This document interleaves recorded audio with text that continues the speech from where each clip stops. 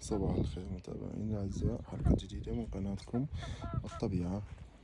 أول خطوة حتى نبلش نطلع نشوفكم إبداع الخالق الألوان.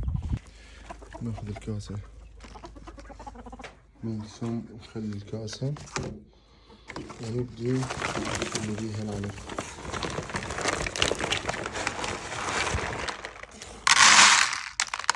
نبدأ نقول هاي الكمية كافية لليوم الصبح، لأنه إحنا ما نقدر نكتر العلف حتى لا يتعودون بس على العلف.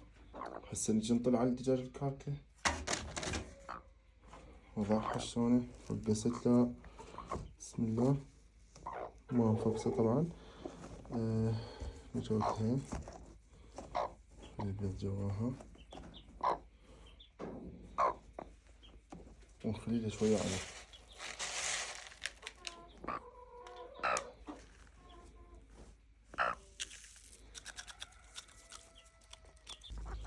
طبعا بالانتظار.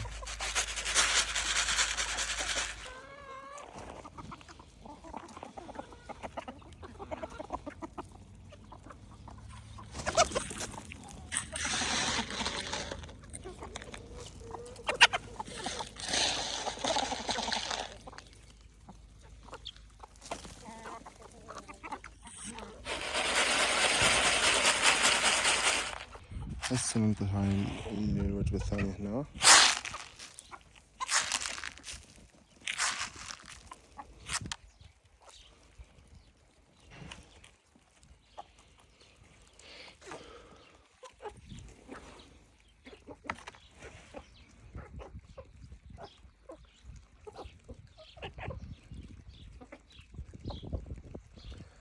طبعا وجبتين باليوم مثل ما قلنا، أكل وجبة أكل بيت ووجبة علف وبروتينات. علف يحتوي على بروتينات عالية اللي هسه انطيته الهن قدامكم. هاي بعد ما انطينا علف بس أكل بيت حتى لا يتعودون بس على العلف. حبايبي إذا تحبون هيج حلقات من تربية الدجاج الهواتي والدجاج العربي الأصلي، تابعونا وضيفونا وأعطونا تعليق حلو، اشتراك بالقناة إذا تحبون مزيد من هيج الفيديوهات تصوركم. هسه نروح نجمع لكم البيض، نشوف إذا أكو بيض أو لا، بيضات لو لا. تعالوا وياي خلينا نشوف بيضات أو لا. طبعا شباب لقيت هاي الدجاجة نايمة حتى تبيض، وراح نشوف أكو جواها بيض أو لا أو شنو موضوعها. بسم الله.